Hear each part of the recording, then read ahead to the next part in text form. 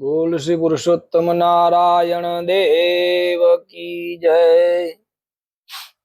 वसुदेव सुतम देवं कंस चाणूरमर्दनम देवकी परमानंदम कृष्णं वंदे जगद्गुरुं। बोल श्री द्वारिकाधीश की जय। श्री राजा रण छोड़ की जय। श्री कृष्ण कन्हैया लाल की जय। श्री गोपाल लाल प्यारे की जय। પુરુષોત્તમ માસની કથામાં આજે 12મી કથા ભદ્રા અને ભામિનીની કથા છે. કથા આપણે શ્રવણ કરીએ.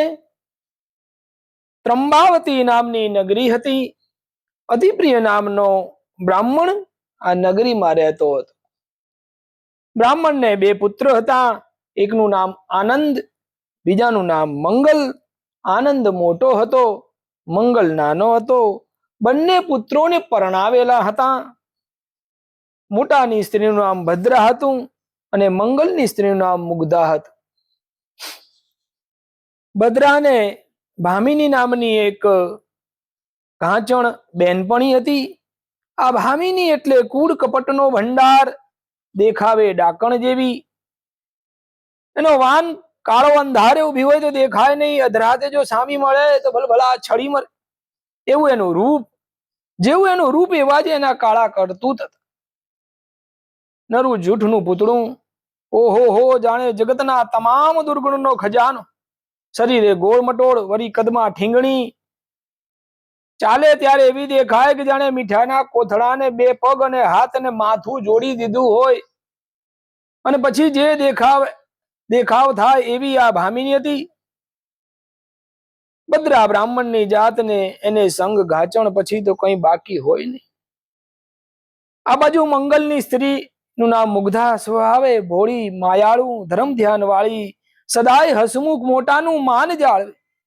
આડોશ પાડોશનું નાનું મોટું કામ પણ કરીએ, બધાને પ્રિય. આવો પરિવાર અતિ પ્રિયને મનમાં પોતાના મરણ પછી બંને ભાઈ ભેગા રહેશે કે કેમ તેનો વસવસો હતો. ભદ્રાના કંકાસ ભર્યા સ્વભાવને તે જાણતો હતો અને મુગ્ધા ભોળા ભાવની હતી તે પણ તેને ખબર હતી. એને ચિંતા હતી. ભદ્રા અંકુશ બાર હતી, તેની સામે અતિપ્રિયનું કંઈ વળતું ન. આમ એક દિવસ થવા કાળ અતિપ્રિય મૃત્યુ પામે. રહ્યો સયો અંકુશ પણ ગયો. તેથી ભદ્રા નિરંકુશ થઈ ગઈ. મંગલ અને મુગ્ધાને એન કેન પ્રકારે ઘરમાંથી બગાડવાના પેંતરા રચવા લાગી. એમાં પેલી ભામિનીનો પૂરો સાથ. એની જ કૂડ કપટ ભરી દોરવણીથી મુગ્ધાને પરેશાન કરવાનો કોઈ મોકો છોડતી નહીં. જ્યારે ને ત્યારે મંગળના માટે ગમે તેમ બોલવા લાગી. મુગ્ધાથી સહન થતું નહીં. એક દિવસ મુગ્ધાએ મંગલને કહ્યું, સાંભળો જ, ભાભી તમારા માટે જેમ તેમ બોલે છે, સહન થતું નથી. તમે કોઈ કામ ધંધો કરી ઘરમાં આપવાનું કરો તો સારું. મંગલને પણ થતું કે હવે હદ થાય છે, ક્યાંક પરદેશ નસીબ અજમાવવું જોઈએ. આવો વિચાર કરી મુગ્ધાને પોતે થોડા સમયમાં પાછો આવશે, સૌ સારાવાના થશે સમજાવીને મોટા ભાઈની રજા લઈને નીકળ્યો છે. ભદ્રા ખુશ થઈ. એક કાંટો આપોઆપ દૂર થયો. હવે આ બીજાને કાઢવાના કૂડ કપટ કરવા લાગી. ઘરની તમામ મજૂરી મુગ્ધા ઉપર નાખી છે. ખાવાનું કંઈ આપે નહીં. ઉઠે ત્યારથી મોડી રાત સુધી કંઈનું કંઈ કામ કરાવે.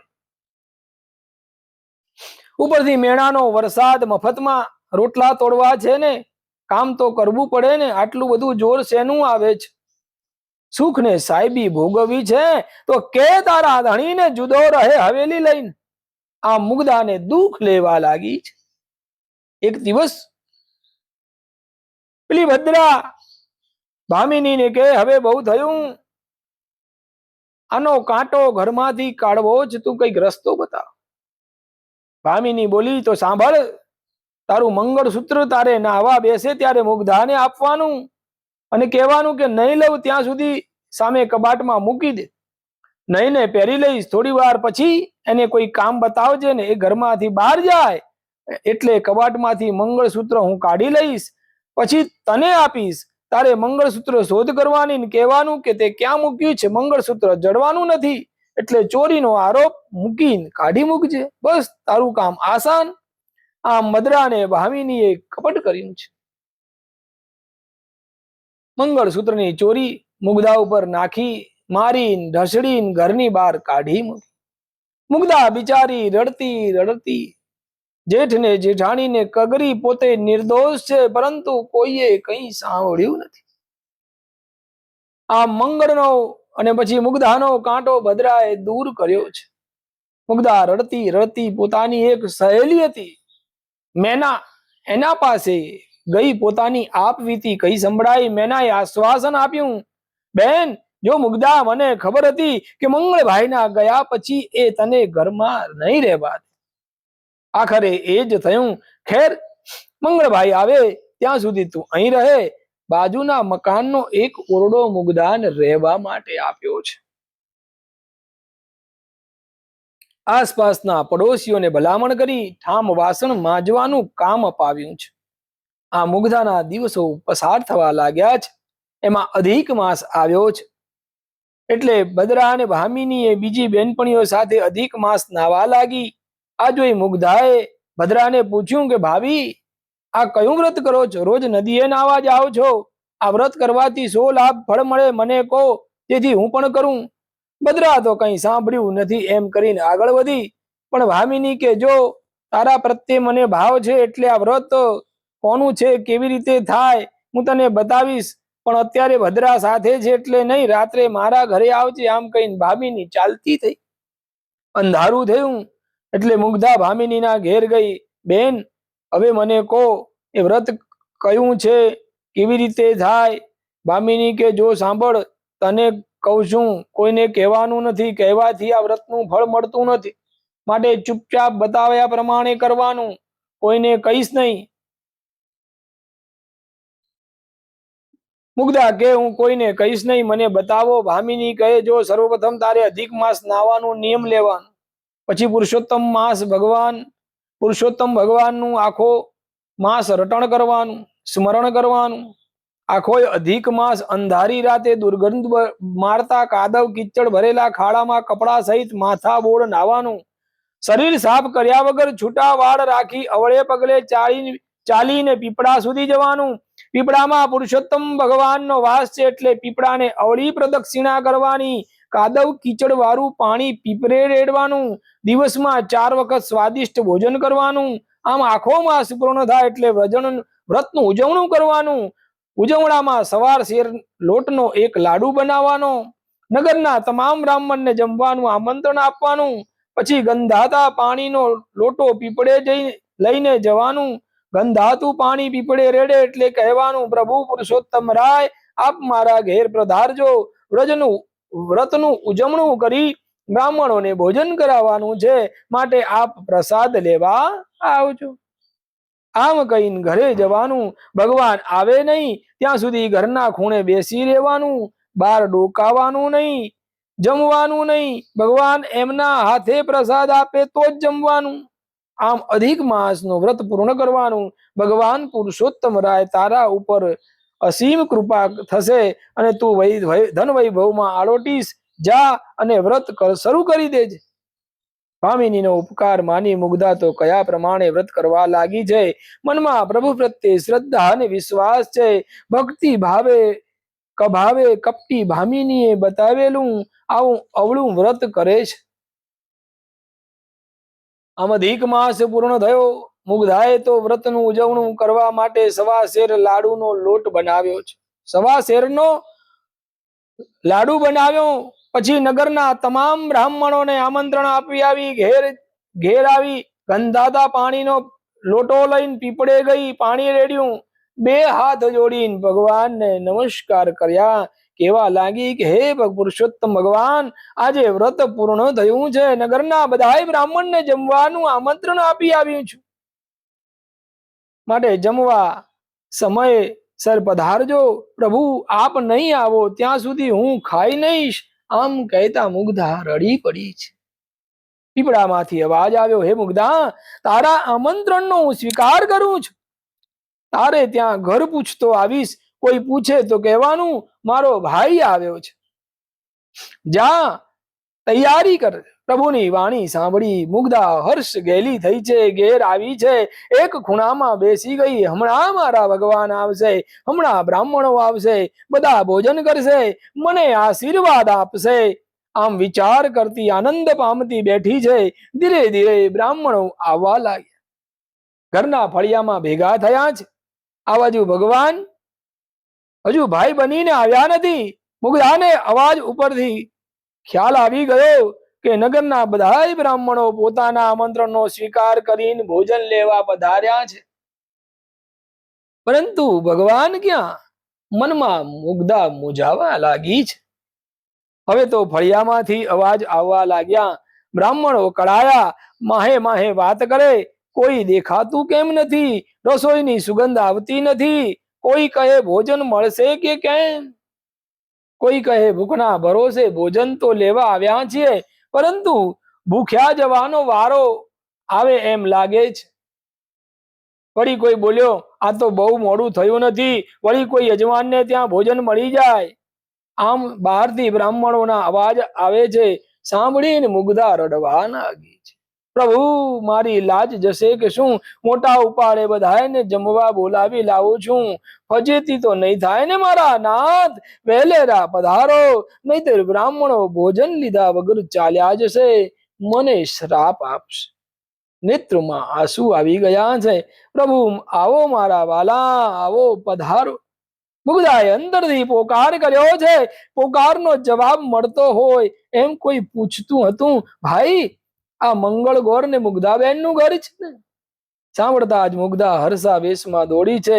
મારો ભાઈ આવ્યો, મારો ભાઈ આવ્યો, ભલે પધારો મારા વીરા. કૈતાકને હાથ પકડીને ઘરમાં લઈ જવા લાગી. ભગવાને ઘરમાં જઈને જોયું તો રસોઈમાં બીજું કાંઈ નથી, માત્ર એક લાડવો છે. પોતાના ભોળા ભક્તની ભેરે પ્રભુ થયા છે. એક લાડુના અનેક થઈ ગયા છે. સ્વાદિષ્ટ રસોઈ મધમધવા લાગી. પ્રભુએ જેટલા બ્રાહ્મણો એટલા થાળી, વાડકા અને લોટા સોનાના કરીને બ્રાહ્મણોને ભોજનમાં પીરસ્યા છે. એવી દેવોને પણ દુર્લભ એવી રસોઈ જમી બ્રાહ્મણો ખુશ થઈ આનંદમાં આવી ગયા. મુગ્ધાને કહો, ધન્ય હો, ધન્ય હો, કલ્યાણ થાવ ના પોકારો કરી આશીર્વાદ આપવા લાગ્યા છે. પછી તો ભગવાન પુરુષોત્તમ રાય દરેક બ્રાહ્મણોને એ સોનાની થાળી, વાડકા, લોટા અને દક્ષિણા દાન કરી છે. બ્રાહ્મણો તો ન્યાલ થઈ ગયા. ઊંચા અવાજે મુગ્ધા બેનની જય હો, મુગ્ધાના બેનના ભાઈની જય હો, ધન્યવાદ ધન્યવાદ એમ બોલતા બોલતા બ્રાહ્મણો વિદાય થયા છે. પછી મુગ્ધાએ ભાઈને પ્રસાદ લેવાનું કે છે. ભગવાન ભોળા ભક્તની વિનંતીનો સ્વીકાર કરીને પ્રસાદ લે છે. મુગ્ધાને આપે છે. મુગ્ધા ભગવાનના ચરણોમાં પડી પ્રણામ કહે, પ્રભુ ખરા સ્વરૂપે દર્શન આપો. ભગવાને ચતુર્ભુજ સ્વરૂપે મુગ્ધાને દર્શન આપ્યા છે. પ્રસન્ન થઈ મુગ્ધાને વરદાન આપતા કહે, દીકરી તે ભક્તિ ભાવથી ભોળા હૃદય શ્રદ્ધા અને વિશ્વાસથી વ્રત કર્યું છે. તારો પુણ્ય ફળે. તારો પતિ ટૂંક સમયમાં અઢળક ધન પ્રાપ્ત કરીને પાછો આવશે. તારા દુઃખનો અંત આવશે. તારા ઘરે દેવરૂપ જેવો દીકરો થશે. તું આનંદથી સુખ ભોગવી અંતે મારા ધામમાં આવજે. હું તને લેવા માટે વિમાન મોકલીશ. કઈ ભગવાન અંતર ધ્યાન દયા છે. બોલ શ્રી પુરુષોત્તમ નારાયણ દેવ કી જય. થોડા સમયમાં પ્રભુના વચન પ્રમાણે પરદેશથી મંગળ અઢગ ધન સંપત્તિ કમાઈને આવ્યો છે. મુગ્ધાના સુખનો કોઈ પાર નથી. સમય જતા દેવના ચક્કર જેવો પુત્ર પ્રાપ્ત થયો છે. આ બાજુ ભોળી મુગ્ધાનું અહિત કરવા વાળા અવળો વ્રત કરવાનું કહેનાર કપટી ભદ્રા અને ભામિની ને બેને કોઢ થયો છે, આખા શરીરે લોહીને પરવું ઝરે છે, દુર્ગંધ મારે છે, આમ થોડા સમયમાં બંને મરી જાય છે. કર્મના ફળ તો સારા કે મીઠા ભોગવવા પડે છે. અપાર સુખ ભોગવી મંગળ અને મુગ્ધા અંતકાળે પ્રભુએ મોકલેલા વિમાનમાં વૈકુંઠે સીધાવ્યા છે. પ્રભુ જેવા મુગ્ધા ને મંગળ ને ફળ્યા એવા સૌને ફળજો. બોલ શ્રી પુરુષોત્તમ રાય ભગવાન કી જય. અચ્યુતમ કેશવમ રામ નારાયણમ કૃષ્ણ દામોદરમ વાસુદેવમ હરિ શ્રીધરમ માધવમ ગોપિકા વલ્લભમ જાનકી નાયકમ શ્રી રામચંદ્ર ભગવાન કી જય. કૃષ્ણ કનૈયા લાલ. પુરુષોત્તમ માસની અધિક માસની કથા ના વિડીયો તો તમને પસંદ આવે તો લાઈક કરજો, શેર કરજો અને અમારી ચેનલને સબસ્ક્રાઇબ કરજો. ધન્યવાદ.